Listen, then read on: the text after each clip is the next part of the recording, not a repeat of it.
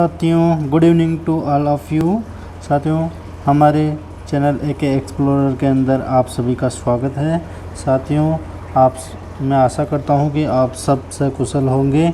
और साथियों, आप हमारे चैनल में अब तक जो है आरपीएससी और एमपीपीएससी के लाइब्रेरियन असिस्टेंट प्रोफेसर के जो है कंप्लीट पेपर एनालिसिस करवाए गए। उसके उपरांत हमने कट ऑफ का भी एनालिसिस किया है साथियों।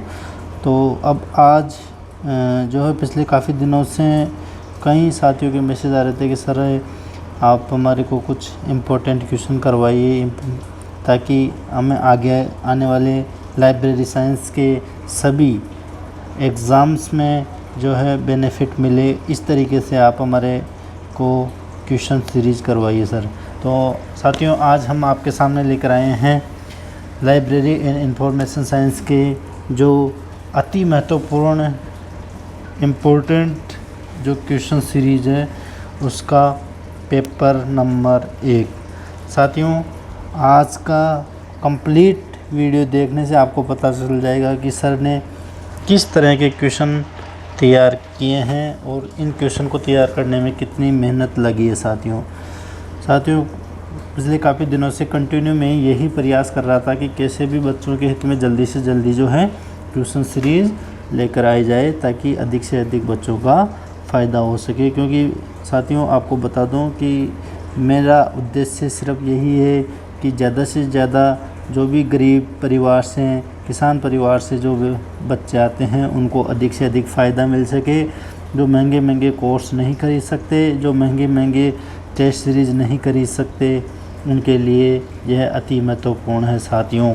क्योंकि मैं आपको वादा करता हूं कि ये मान के चलो कि जो आप पैसे दे के जो टेस्ट सीरीज़ खरीद रहे हैं उनसे अच्छा कंटेंट मैं आपको फ्री ऑफ कॉस्ट अवेलेबल करवाऊंगा साथियों। तो अब आगे हम आज बात करते हैं पेपर नंबर 1 क्वेश्चन नंबर 1। साथियों, क्वेश्चन नंबर 1 है the word library is derived from, है ना। तो जो लाइब्रेरी यानी पुस्तकालय जो शब्द है वो किस शब्द से बना है साथियों। पुस्तकालय शब्द किस शब्द से बना है साथियों। तो देखो, ऑप्शन नंबर 1 गलत, ऑप्शन नंबर 2 लिबर्टी नहीं होगा, ऑप्शन नंबर 3 लाइबर ये सही है, और ऑप्शन नंबर 4 लिब्रे ये गलत है साथियों। तो क्वेश्चन नंबर 1 का बिल्कुल सही जवाब हो जाएगा लाइबर। साथियों, यह क्वेश्चन ज़्यादा जो है कठिन लेवल का नहीं है, बहुत इजी क्वेश्चन है, लगभग हर पेपर में पूछे जाने वाला क्वेश्चन है साथियों। तो सबसे पहला क्वेश्चन में आपको अपने पुस्तकालय के यह वर्ड इसलिए लेके आया हूँ क्योंकि ये क्वेश्चन पर्टिकुलर हर एग्ज़ाम में पूछा जाता है। तो आपको ये गलती नहीं करनी साथियों, क्योंकि कई बार क्या है ये लिब्रे और लाइबर दोनों में कई बार स्टूडेंट जो है गलत कर देते हैं जल्दीबाजी में। तो ऐसे क्वेश्चन जो बहुत ही इजी टाइप के क्वेश्चन है साथियों, इसको आपको जो है अपने एग्ज़ाम के अंदर बड़े ध्यान पूर्वक, है ना, बिना कोई गलती किए इसका सही आपको आंसर लगाना है साथियों। क्योंकि ऐसे काफ़ी सारे क्वेश्चन आते हैं जिनमें हम जो है छोटी छोटी मिस्टेक की वजह से जो है नंबर माइनस में कर देते हैं साथियों। तो आपको ध्यान रखना साथियों, क्योंकि ऐसे इजी क्वेश्चन भी काफ़ी पूछे जाते हैं साथियों। तो आगे देखो, question number 2 the third law of library science is. तृतीय सूत्र कौन सा है। तृतीय सूत्र पुस्तकालय विज्ञान का जो एस आर रंगनाथन ने। तो साथियों, एक चीज़ बता दो, लाइब्रेरी साइंस के जो 5 लॉज है उसका निर्माण एस आर रंगनाथन ने 1924 से प्रारंभ किया था। 1928 के अंदर ये तैयार हो गए थे। और साथियों, जो इनका प्रकाशन है, पब्लिकेशन है, 1931 में सर्वप्रथम एस आर रंगनाथन ने मद्रास लाइब्रेरी एसोसिएशन के अंतर्गत किया था। तो साथियों, आपको ध्यान रखना है, तो आप नोट डाउन कर लेना। जिन किसी के पास ये नोट डाउन नहीं है तो आप सभी स्टूडेंट इसको। साथियों, एक चीज़ और बता देता हूँ, मैंने पहले बताया था कि जब भी मेरे क्वेश्चन हल करो तो अपने नोट और पेन साथ में लेके बैठा करो, ताकि प्रत्येक चीज़ को जो मैं नोट करवाता हूँ बोलता हूँ उनको नोट किया करो साथियों। जो भी मैं बोल रहा हूँ उस पर ध्यान दिया करो साथियों।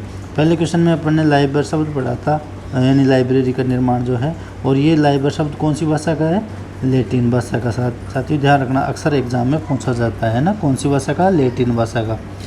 तो the third law of library science, third law of library science is है ना, तो कौन सा है, तो कौन सा है, देखो एवरी रीडर हीज और हर बुक, यानी प्रत्येक पाठक को उसकी पुस्तक, तो ये कौन सा लॉ हो गया, second law. Every book its reader, तो ये कौन सा हो गया, third law. Save the time, fourth law. Books are for use, कौन सा लॉ है, पहला लॉ है ना। तो साथियों क्वेश्चन नंबर 2 का सही answer every book its reader, यानी प्रत्येक पुस्तक को उसका पाठक मिले। तो क्वेश्चन नंबर 2। साथियों हम इजी टू हार्ड क्वेश्चन की तरफ चलेंगे। अब देखो आप क्वेश्चन नंबर 3, तो क्वेश्चन नंबर 3 है साथियों, which of the following statement is are true about the Kerala public libraries act. तो 1989, केरला पब्लिक लाइब्रेरी एक्ट कब आया था, तो 1989 में। और केरला के साथ में कौन से राज्य का पब्लिक लाइब्रेरी एक्ट आया था, तो साथियों किसका आया था, हरियाणा का, है ना, किसका, हरियाणा का। और हरियाणा और जो केरला है दोनों में लाइब्रेरी सेस लागू है ना, जो भी दोनों पब्लिक लाइब्रेरी एक्ट है इनमें पुस्तकालय कर का उल्लेख किया गया है साथियों, ध्यान रखना है। अब साथियों बात करते हैं कि इसमें से कौन सा सही है ना। तो क्वेश्चन नंबर 3 के अंतर्गत देखो, there is a 3 tier system for the organization and administration of public library in the state. तो ये जो कथन है बिल्कुल सही है। कथन नंबर 2 है, ए member of the state library council shall not be eligible for री इलेक्शन अथवा री nomination for more than 2 term consecutively, है ना, 2 टर्म के लिए, लगातार 2 टर्म के लिए कोई भी सदस्य को मनोनीत या उन्हें निर्वाचित नहीं किया जा सकता साथियों। तो ये बिल्कुल सही है। The term of office of the members of the state council other than the ex officio member shall be 3 year, यानी 3 साल का ही इसका कार्यकाल होता है साथियों। तो ये तीनों जो सेंटेंस है, तीनों कथन है बिल्कुल सही है, यानी क्वेश्चन नंबर 3 का सही जवाब क्या होता है साथियों, तो इसका डी ऑप्शन बिल्कुल सही जवाब हो जाएगा साथियों। आगे चलते हैं साथियों हम क्वेश्चन नंबर 4। क्वेश्चन नंबर 4 देखो क्या है, where is the head quarter of the IFLA located, यानी इफ्ला का जो हेड क्वार्टर है साथियों वह कहाँ पे स्थित है। तो वर्तमान में अगर देखा जाए तो द हेग नीदरलैंड के अंदर, यानी क्वेश्चन नंबर 4 में ऑप्शन नंबर सी इसका सही जवाब है। किंतु साथियों आपको सबको पता है कि वर्तमान में हेड क्वार्टर इफ्ला का कहाँ पे है, द हेग नीदरलैंड में। लेकिन साथियों हमें ध्यान देने वाली बात यह है, अगर ये पूछा जाए कि इफ्ला की स्थापना कहाँ पर हुई थी, कहाँ पर हुई थी, कौन बताएगा इसका सही जवाब, तो आप सभी कमेंट बॉक्स में इसका एक बार कमेंट करेंगे साथियों कि इफ्ला का जो स्थापना हुई थी वो कहाँ पर हुई थी, है ना, स्थापना कहाँ हुई थी इफ्ला की और कब हुई थी साथियों, कब हुई थी, 1927 में, है ना। तो इसका जब 1927 में इसकी स्थापना हुई थी तो इसका मुख्यालय कहाँ था, तो एडिनबर्ग में था साथियों। कहाँ था, एडिनबर्ग में, है ना। तो साथियों ध्यान रखना है, जब इफ्ला की स्थापना 1927 में हुई तो इसका मुख्यालय एडिनबर्ग में था और वर्तमान में इसका मुख्यालय कहाँ पे है, तो द हेग नीदरलैंड में है साथियों। आगे चलते हैं साथियों, देखो आगे नेक्स्ट क्वेश्चन नंबर 5 है, indicate is design and developed, यानी इसको डिज़ाइन किसने किया और इसका विकास किसने किया, दोनों किसने किया इंडिकेट का, कौन बताएगा। एक बार सभी बच्चे जो है कमेंट करेंगे इसका सही जवाब। तो देखो इसका सही जवाब क्या हो जाएगा साथियों, क्या होगा, इंडिकेट एक होता है वर्ल्ड गेट, है ना, एक क्या होता है वर्ल्ड गेट। तो वर्ल्ड गेट का निर्माण तो किसने किया था साथियों, OCLC ने, और इंडिकेट का निर्माण इनफिलिप ने। यानी क्वेश्चन नंबर 5 का जो सही जवाब हो जाएगा क्या हो जाएगा, बी। क्वेश्चन नंबर 5 का सही जवाब है बी। आगे देखो साथियों next question, question number 6, which of the following publisher filed a case against Rameshwari photocopy services Delhi. यह दिल्ली की एक रामेश्वरी फोटोकॉपी सर्विसेज है ना। In the year 2012 alleging copyright infringement, यानी कि कॉपीराइट का उल्लंघन किया है। अब ये किया है या नहीं किया, लेकिन इसके अगेंस्ट किसने फाइल किया है, बताओ केस। तो क्वेश्चन नंबर 6 में कहा जा रहा है कि जो रामेश्वरी फोटोकॉपी सर्विस दिल्ली में स्थित है, उसके खिलाफ 2012 में किसने कॉपीराइट उल्लंघन का केस फाइल किया है। तो किसने किया साथियों, ऑप्शन जो है ए है Oxford university press, option number 2 है Cambridge university press, option number 3 है टेलर एंड फ्रांसिस। तो साथियों अब आपको क्वेश्चन नंबर 6 का सही जवाब बता दूं, तो इसका बिल्कुल सही जवाब क्या हो जाएगा, Oxford university press, Cambridge, Taylor, यानी तीनों ने मिलके फाइल किया था साथियों, न कि किसी एक ने, है ना। तो इसका सही जवाब क्या हो जाएगा, ऑल ऑफ द अबोव। अगर साथियों आज मैं आपके सामने अगर ये क्वेश्चन नहीं लेके आता तो आपका जवाब इनमें से कोई एक होता, जो कि बिल्कुल गलत हो जाता, क्योंकि अक्सर क्या है आपको लगता है कि किसी एक ने फाइल किया होगा, नहीं, यहाँ पे सभी ने मिलके फाइल किया था साथियों 2012 में, है ना। तो क्वेश्चन नंबर 6 का सही जवाब क्या हो जाएगा, D option correct. Which of the following, next question है question number 7, which of the following 3 consortia, है ना, 3 consortia initiative are merge form e Shodh Sindhu. तो ई शोध सिंधु को जो है 3 कंसोर्टियों को मर्ज करके बनाया गया है साथियों, ई शोध सिंधु को ना। तो वह कौन से हैं, तो वह कौन से हैं, देखो डेलनेट नहीं है ना, यूजीसी इन्फोनेट है, इंडेस्ट एआईसीटी भी है, ईआर मेड भी नहीं है, यूजीसी इन्फोनेट भी है, एनलिस्ट भी है, इंडेस एआईसीटी भी है, और इधर ऑप्शन नंबर 4 में देखो तो डेलकॉन नहीं है, यानी ऑप्शन नंबर सी का बिल्कुल सही जवाब हो जाएगा साथियों। तो आपको इस तरीके से जब आप क्वेश्चन पेपर एग्ज़ाम में हल करते हैं तो प्रत्येक चीज़ में आप पेन से क्रॉस कर सकते हैं कि हाँ डेलनेट नहीं है, ईआर मेड नहीं है, डेलकॉन नहीं है। अब जो ऑप्शन बचा है उसके क्या तीनों सही जवाब है, तो बिल्कुल हाँ इसी तरीके से, ताकि कोई भी क्वेश्चन को हमारे को गलत हल नहीं करता है साथियों। क्योंकि मैंने अक्सर देखा है बच्चों को काफ़ी अच्छा तैयारी होती है, काफ़ी क्वेश्चन आते भी है, लेकिन जब एग्ज़ाम में बैठते हैं तब वो काफ़ी सारी गलतियां कर देते हैं साथियों। तो आपको एक चीज़ बता दूं कि इस तरीके से आप क्वेश्चन को हल करें ताकि आपका किसी भी तरह से कोई भी क्वेश्चन गलत नहीं हो। आता हुआ क्वेश्चन तो कम से कम गलत नहीं होना चाहिए। जो क्वेश्चन हमें आ नहीं रहा, जो इस क्वेश्चन को हमने फर्स्ट टाइम देखा है वो गलत हो जाए कोई इश्यू नहीं, लेकिन कम से कम जो क्वेश्चन हमने पढ़ा है वो हमारे को कतई गलत नहीं होना चाहिए, अन्यथा हमारा सिलेक्शन नहीं हो पाएगा साथियों। आगे चलते हैं क्वेश्चन नंबर 8। क्वेश्चन नंबर 8 क्या कहता है साथियों, EEZ proxy, EEZ proxy is the product of, किसका प्रोडक्ट है ईजेड प्रोक्सी साथियों। तो क्वेश्चन नंबर 8 का बिल्कुल सही जवाब क्या हो जाएगा, OCLC, है ना। क्वेश्चन नंबर 8 ईजेड प्रोक्सी किसका प्रोडक्ट है, OCLC का। तो साथियों यह ईजेड प्रोक्सी एक प्रोक्सी सर्वर है, ध्यान रखना क्या है, प्रोक्सी सर्वर है ईजेड प्रोक्सी, है ना। क्वेश्चन नंबर 8 का सही जवाब बी। आगे देखते हैं साथियों question number 9, consortium for E resources in agriculture, जिसको हम सेरा के नाम से भी जानते हैं, was established in the year, कब इसकी स्थापना हुई थी, तो 2007 में इसकी स्थापना हुई थी। क्वेश्चन नंबर 9 का बिल्कुल सही जवाब क्या हो जाएगा, ऑप्शन नंबर बी।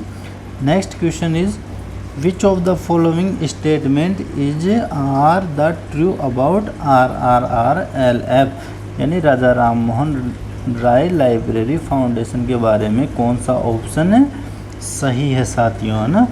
तो देखो ऑप्शन जो है फर्स्ट सेंटेंस क्या कहता है कि the head quarter of RRRLF is located in Kolkata, यानी कि यह सही कथन है।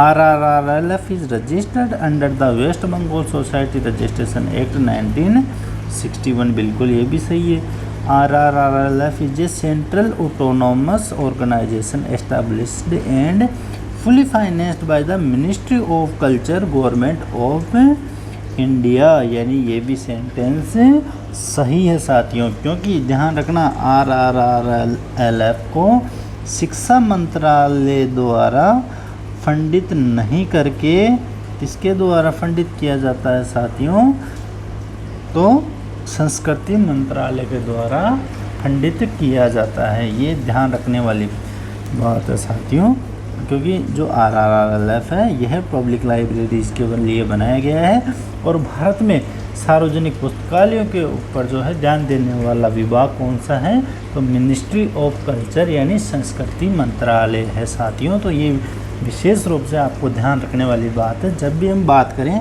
पब्लिक लाइब्रेरीज की तो कौन सा मंत्रालय आ जाएगा, मिनिस्ट्री ऑफ कल्चर, है ना। यानी इसमें तीनों सही है, यानी इसका क्वेश्चन नंबर 10 का option number D is correct answer. The next question is the founder and the first president of SLA। SLA का पहला प्रेसिडेंट कौन था साथियों, तो साथियों आपको पता है SLA की स्थापना 1909 में और इसका मुख्यालय कहाँ है, वर्जीनिया के अंदर इसका मुख्यालय। वर्जीनिया कहाँ है साथियों, तो वर्जीनिया की हम बात करें तो वर्जीनिया है साथियों, कहाँ पे है आपको पता ही होगा वर्जीनिया कहाँ है साथियों, वर्जीनिया USA के अंदर है ना, वाशिंगटन के पास में है ये, USA के अंदर है ना, यूनाइटेड स्टेट ऑफ अमेरिका के अंदर। इसकी स्थापना 1909 में हुई थी और इसकी स्थापना किसने की थी, SLA की, तो जॉन कॉटन डाना ने इसकी स्थापना करी थी और जॉन कॉटन डाना ही इसके पहले प्रेसिडेंट थे, है ना, ध्यान रखना। इसके पहले प्रेसिडेंट भी कौन थे, जॉन कॉटन डाना, और इसकी स्थापना भी किसने करी थी, जॉन कॉटन डाना ने ही इसकी स्थापना करी थी। तो क्वेश्चन नंबर 11 का सही जवाब क्या हो जाएगा साथियों, तो A option is correct answer. The next question is question number 12।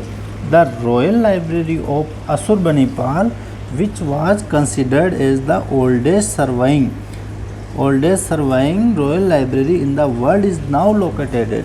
तो साथियों जो है विश्व की सबसे पुरानी जो वर्तमान में सर्वाइव कर रही है, यानी वर्तमान में भी है एक रॉयल लाइब्रेरी के रूप में, है ना, विश्व की सबसे पुरानी जो अभी भी सर्वाइव कर रही है Ashurbanipal library, the royal library of Ashurbanipal कहाँ पर स्थित है, वर्तमान में कहाँ स्थित है साथियों, यह क्वेश्चन में पूछा गया है। कि जो अब नेक्स्ट क्वेश्चन आपका एग्ज़ाम में ये क्वेश्चन तो बनेगा ही बनेगा साथियों कि इसकी जो है वर्तमान में कहाँ स्थित है, तो ये इसका सही जवाब तो हो जाएगा मोसुल इराक, यानी ऑप्शन नंबर बी। लेकिन एक चीज़ और ध्यान रखना कि विश्व की जो वर्तमान में भी कौन सी रॉयल लाइब्रेरी है जो सर्वाधिक समय से सर्वाइव कर रही है, तो यह है असुरबनीपाल, द रॉयल लाइब्रेरी ऑफ असुरबनीपाल। तो ध्यान रखना साथियों विश्व की सबसे ज़्यादा समय तक सर्वाइव करने वाली है ना रॉयल लाइब्रेरी कौन सी है, असुरबनीपाल लाइब्रेरी। तो क्वेश्चन नंबर 12 हमारा हो चुका है साथियों। Question number 13। The Kolkata public library was established largely at the initiative of. तो जो द कोलकाता पब्लिक लाइब्रेरी है इसकी स्थापना का, है ना, इनिशिएटिव किसका इनिशिएटिव है द कोलकाता पब्लिक लाइब्रेरी की स्थापना, तो ये है J.H.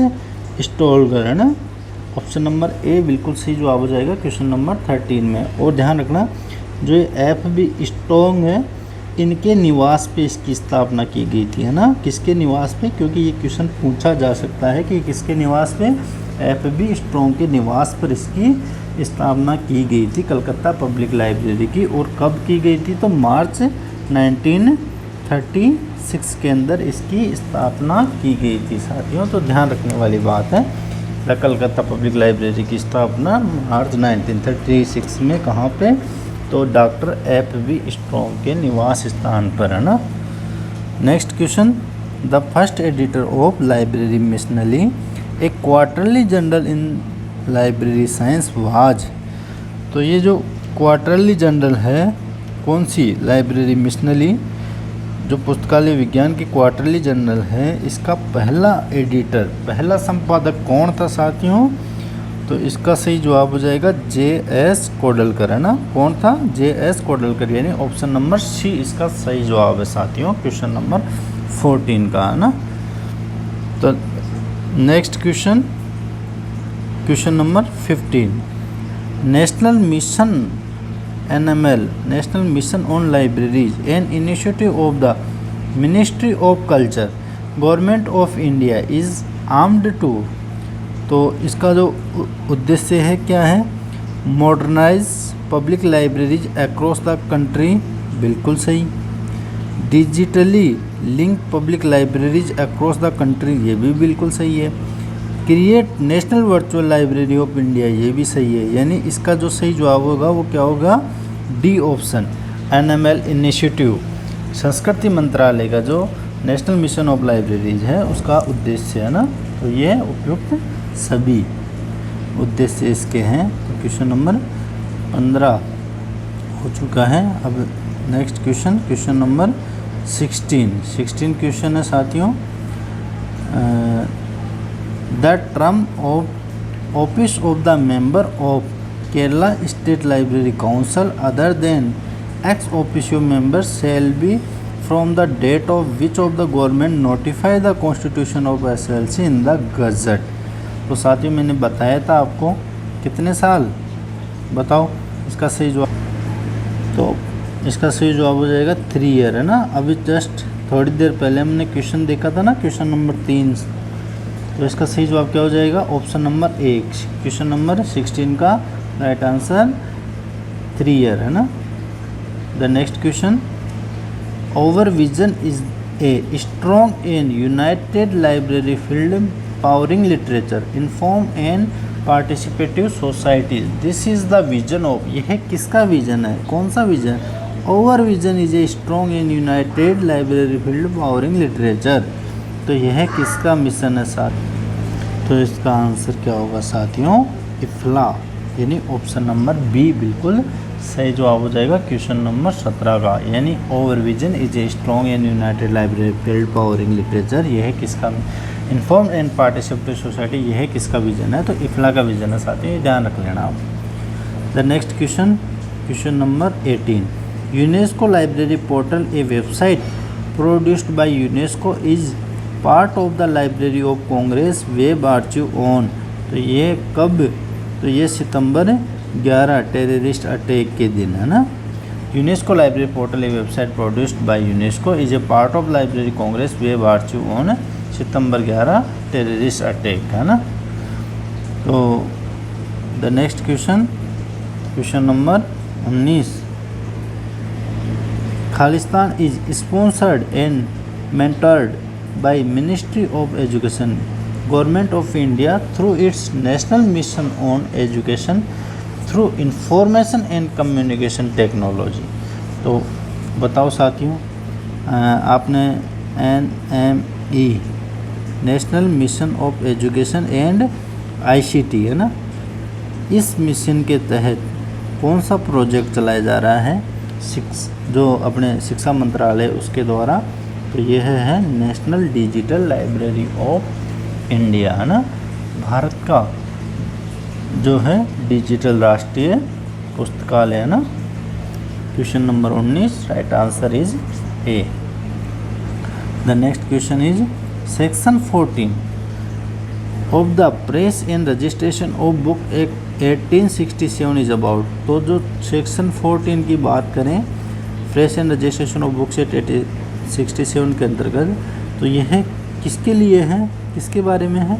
तो यह है punishment for making false statement, यानी कि कोई भी प्रेस वाला अगर गलत फेक स्टेटमेंट अगर देता है तो उसका पनिशमेंट के लिए यह सेक्शन दिया गया है साथियों।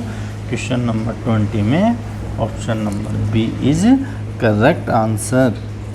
The next question is the first version of the colon classification was only. तो पहला वर्जन कॉलन क्लासिफिकेशन का, सबसे पहले कॉलन क्लासिफिकेशन किसकी की पुस्तक है, तो SR रंगनाथन की पुस्तक है। अब इस बात करें इसका पहला वर्जन कब आया था, तो 1933 में, 1933 में इसका पहला वर्जन आया था।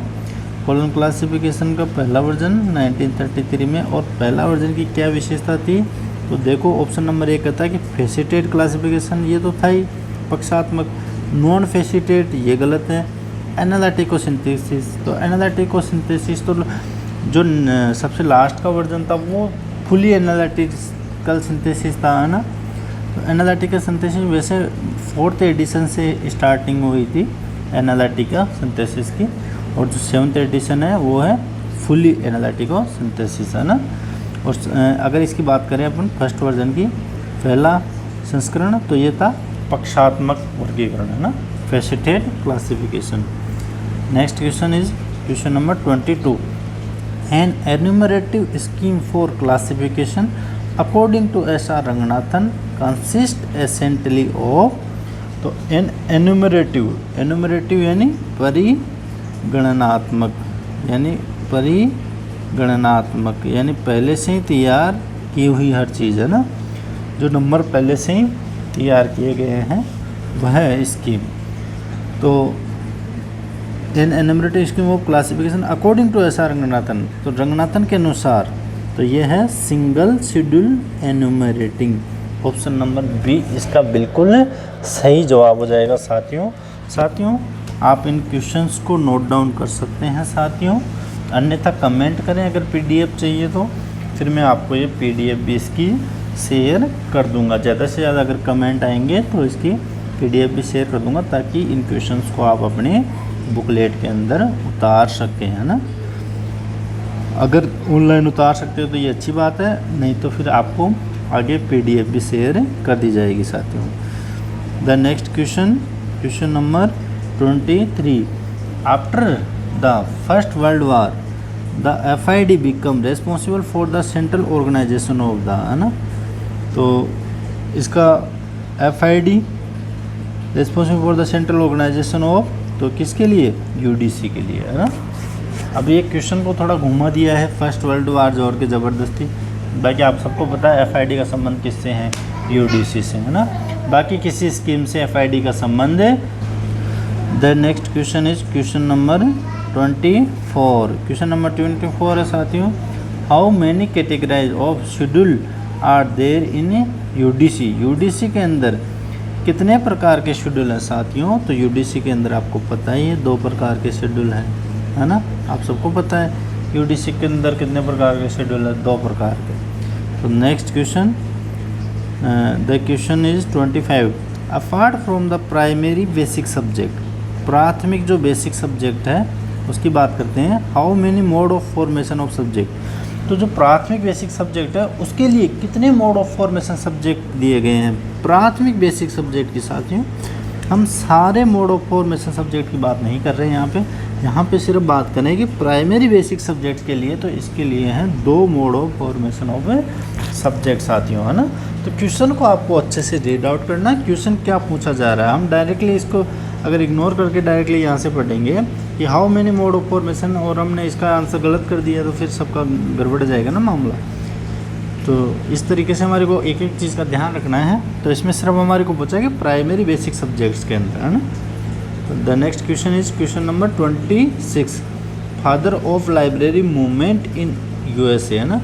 तो USA की बात की गई, यहाँ पे किसकी बात की गई, USA की। USA के अंदर फादर किसको माना जाता है, पुस्तकालय आंदोलन का पितामह किसको कहा गया है, तो मेलविल लुइस कोसुत डेवी, है ना साथियों। मेलविल लुइस कोसुत डेवी के जन्म कब हुआ था, तो 1951 में, और इनकी मृत्यु 1851 में, है ना, और मृत्यु कब हुई थी, 1931 में। ध्यान रखना दोनों 1-1 आ रहा है दोनों में लास्ट में, तो ये ध्यान रखना, है ना। मेलविल डेवी का जन्म और मृत्यु, है ना। ज़्यादा अगर बारीकी से याद नहीं रखो तो इतना तो आपको डेफिनेटली ध्यान रखना है, क्योंकि ये तो अक्सर पूछा जाने वाला क्वेश्चन है ना। Father of library movement in USA। और एक चीज़ और ध्यान रखना कि 2020 से जो मेलविल डेवी अवार्ड ALA के द्वारा दिया जाता था हर साल, उसको 2020 से जो है नाम चेंज कर दिया गया है, यानी जो मेलविल डेवी का नाम था उसकी जगह उसको हटाकर दूसरा नाम दे दिया गया है। तो ये ध्यान रखना साथियों, है ना, 2020 से, है ना। तो next question number 27। Doctor S.R. Ranganathan recognized plans of work. कितने प्लान्स ऑफ वर्क, तो 3 प्लान्स ऑफ वर्क दिए गए एस आर रंगनाथन के द्वारा वो कौन कौन से हैं? तो एक तो है आइडिया, है ना, 1 नंबर पे आइडिया, 2 नंबर पे कौन सा है साथियों? वर्बल, है ना, कौन सा है? वर्बल। और 3 नंबर पे नोटेशनल, है ना, नोटेशनल, यानी सबसे पहले विचार, फिर शाब्दिक और फिर अंकन, है ना। तो ये 3 दिए गए हैं साथियों, नोट प्लान्स ऑफ वर्क, है ना, किसके द्वारा? एस आर रंगनाथन के द्वारा। तो नेक्स्ट क्वेश्चन की हम बात करें तो question number 28, who is the first person made a systematic attempt to formulate a theory of library classification? तो पहले व्यक्ति जिन्होंने सिस्टमेटिक अटेम्प्ट किया to formulate a theory of library classification, यानी पुस्तकालय विज्ञान के सिद्धांतों की अगर हम बात करते हैं तो सबसे पहले व्यक्ति कौन थे? EC Richardson. और इन्होंने कब से प्रयास किए थे?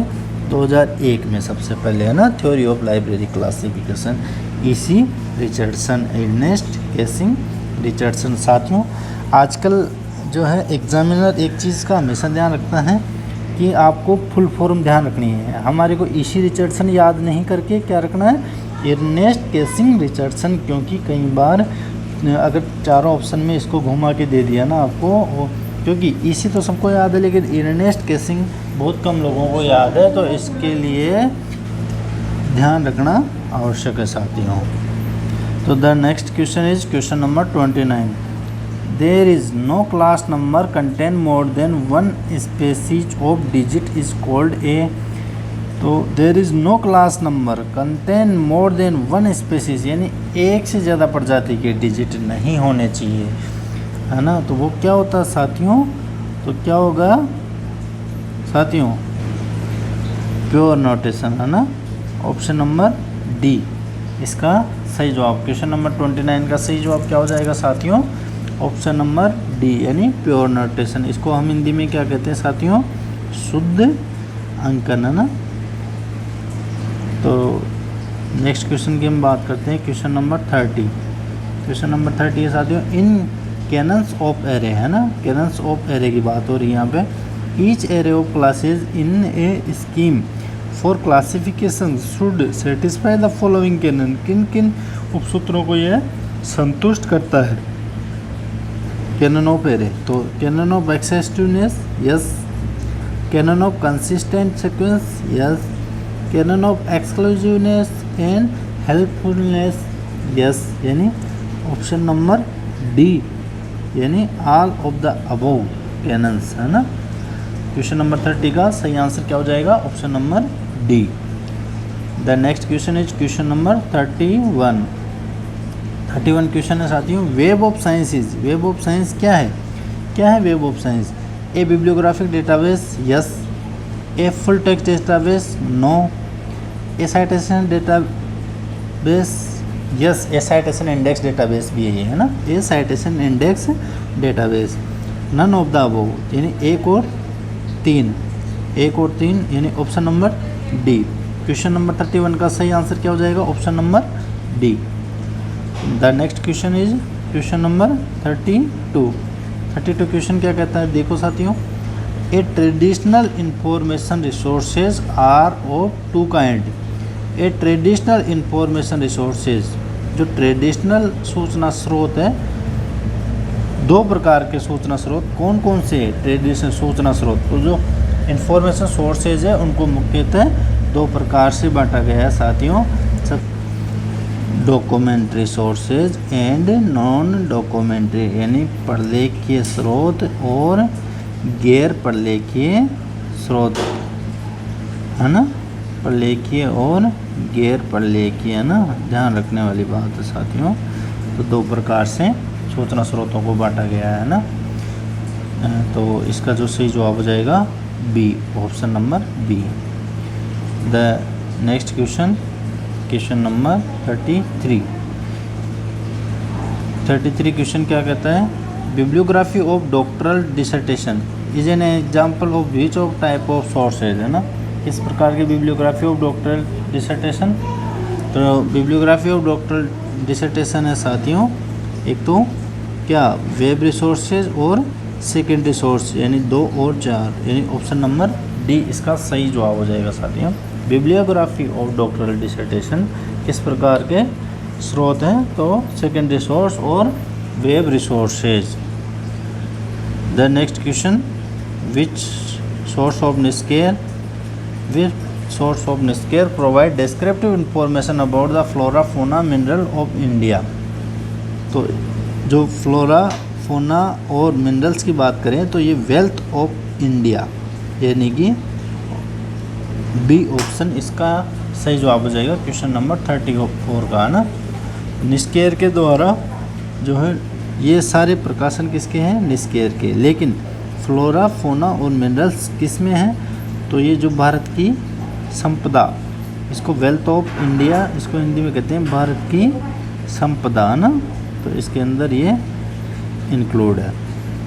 तो the next question, question number 35, which database is used by economist for correct statistical information, यानी कि करंट सांख्यिकी सूचना के लिए, है ना, कौन से डेटाबेस यूज में लिया जाता है, किसके लिए, इकोनॉमिस्ट के लिए, किसके लिए, इकोनॉमिस्ट की बात आती है तो यहाँ पे न तो लिसा, न वेब ऑफ साइंस, न JS टोयोरन, और इसमें क्या आ जाएगा, CMIE बिल्कुल सही जवाब हो जाएगा साथियों, ना, CMIE।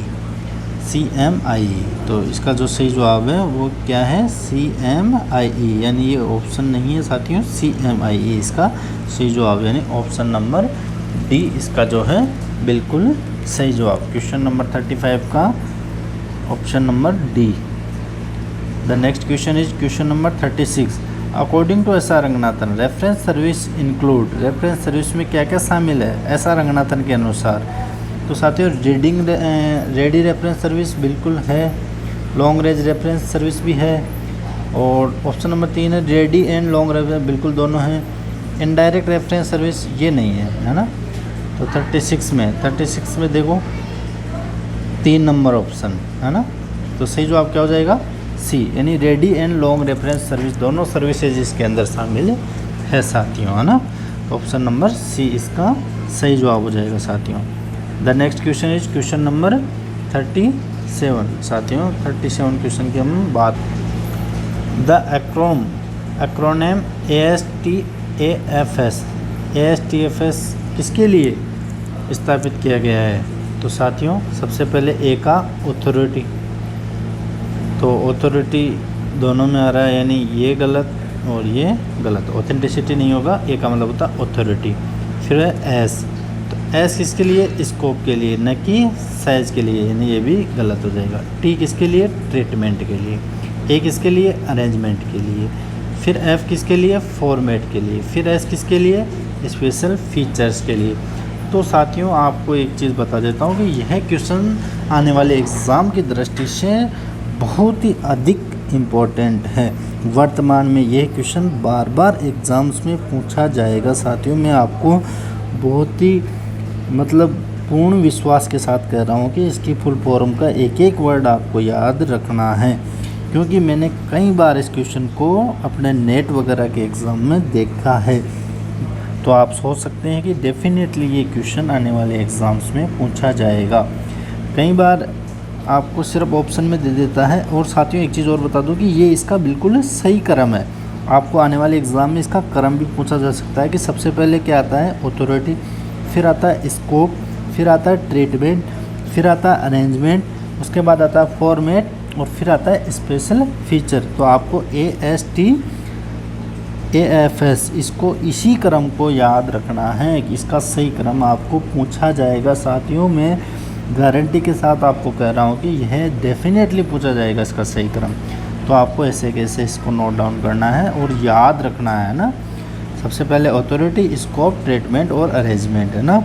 कई एग्ज़ाम की बता दूं आपको, इससे पहले नेट में पूछा गया है कि ऑथोरिटी, स्कोप और अरेंजमेंट इन तीनों का क्रम पूछा गया है, जिसमें कई बार अरेंजमेंट को पहले दे दिया और कई बार स्कोप को पहले दे दिया, कई बार ऑथोरिटी। तो ऑथोरिटी का सही है, बीच में स्कोप आता है, अरेंजमेंट उसके बाद आता है ना।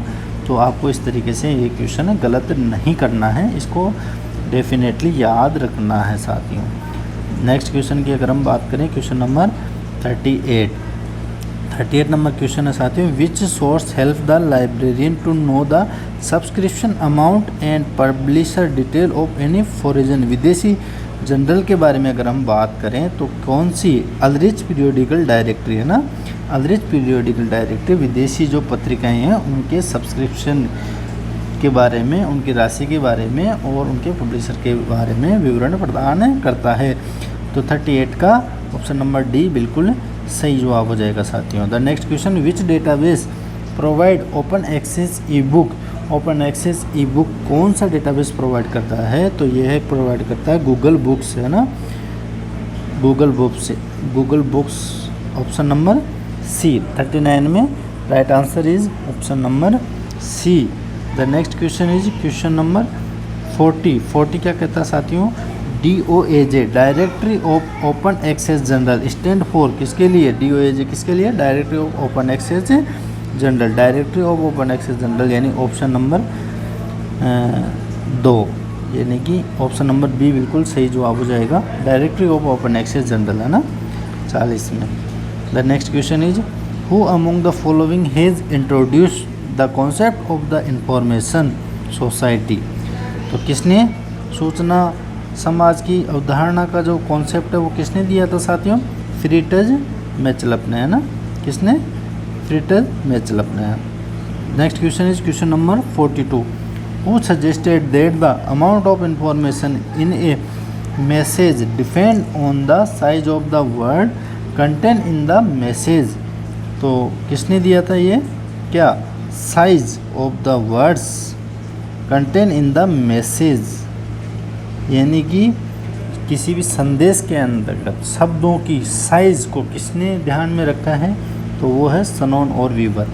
इनका जो मॉडल है उसको मैथमेटिकल मॉडल भी कहा जाता है साथियों। 1949 में इन्होंने अपना सूचना सिद्धांत का मॉडल इन्होंने दिया था। इनसे पहले शनॉन एम वीवर से पहले लासवेल ने 1948 में सबसे पहले दिया था, दूसरे नंबर पर शनॉन और वीवर ने 1949 में मैथमेटिकल मॉडल जो दिया था है ना।